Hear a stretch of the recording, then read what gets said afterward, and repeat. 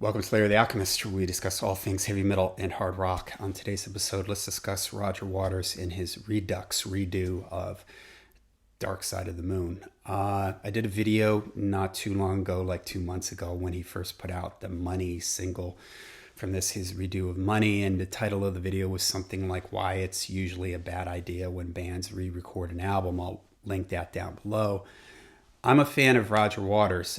Is This the Life We Really Want? His last studio record. I love that album. I've done a video on the final cut and pros and cons of hitchhiking. I'll leave those below. But this is tough. And of course, this is dangerous. You have an album that 50 years, it's also the 50th anniversary of the record, one of the biggest selling records of all time. Even if you're not a Pink Floyd fan, you've probably heard a bunch of these songs before. If you are a Pink Floyd fan, you've listened to this album millions of times.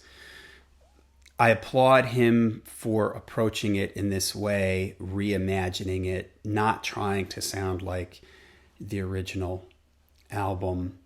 As he puts it, it's him rethinking this album in current times and as an older man than he was from when he originally recorded this. But unfortunately, the end results are, for me, it just doesn't work. It's just boring. I saw somebody leave a review on Amazon where it said, if you like spoken word poetry while Dark Side of the Moon plays in the background, you'll like this record. And I think that pretty much sums it up, because there's a lot of things on here where he's just speaking. And not only is he just speaking, but he's speaking in almost a monotone voice. He sounds like he's whispering.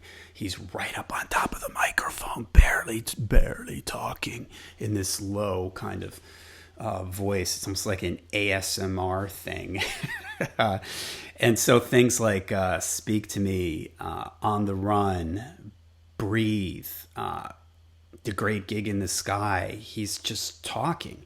And the music is very sparse. He's broken the music down to, it's almost like its most basic level here, the bare minimum that you would even recognize the song. And in some of these things, you probably wouldn't even recognize it if you didn't just play this for somebody and they didn't know this existed. They wouldn't even know it was the song that it's supposed to be. And when he does sing, like on Money and Time and Us and Them, I don't know if he just doesn't have any singing voice left. He's way down in his range. He's barely singing. He's whispering. So the energy level on this record never really gets much above right before you fall asleep. In fact, I listened to this like about one and a half times, and then I had to drive somewhere that was an hour away. And I thought, oh, I'll listen to the whole thing again. This will give me a chance to listen to it from top to bottom in the car. About 10, 15 minutes into my ride, I got to a red light and I was like, I've got to turn this off. Otherwise, I'm going to crash my car. I'm going to fall asleep behind the wheel. I mean, it is just so low key. The drums are like, they're just tapping along in the background. There's a whole bunch of musicians on here, but nothing stands out. Maybe there's a cello sometimes that jumps out a little bit. And it's like he's doing some kind of, like an old man reading a Christmas story to you at a library. It's like just everything is so subdued and lacking in energy. And again, you have to put out, not even think of the original, but it's almost impossible to do that because, again, you hear these little themes here and there that are taken from the originals, but it just doesn't work for me. The spoken word thing gets old really quick. When he is singing, he's barely singing. There's so little going on here. I will say that the mix is excellent. I've listened to it on Apple Music, which the version that I was listening to was in Dolby Atmos. I did a video on Dolby Atmos. I'll try to remember to leave that link below. So the mix is just beautiful. It's warm. Whenever the bass guitar comes in, it's so warm. It's so deep sounding. It's so spacious.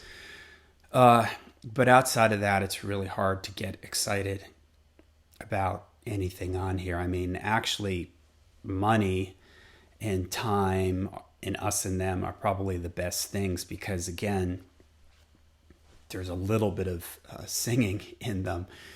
And the spoken word stuff, I even went into this thought, well, maybe there'll be some sort of plot that you can sort of follow along to, something about this. Like at the beginning of Speak to Me, he actually quotes the lines from, Obscured by Closet, Free Form, I think is the name of the song. The memories of an old man are the deeds of a young man in his prime, or something like that.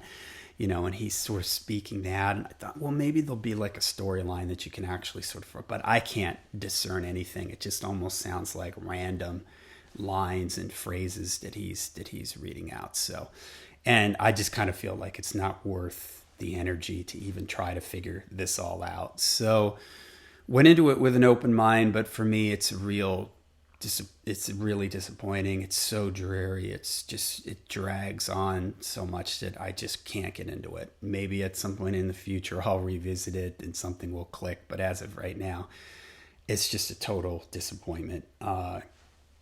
Let me know what you guys think in the comments down below. I would encourage you to try to listen to it if you can get through it from beginning to end, because there is some nice little textural things. And again, the mix is absolutely fantastic. Let me know what you guys think. Is there something that I'm missing on this? Let me know in the comments down below. Till we see you again, make sure you rock hard, ride free.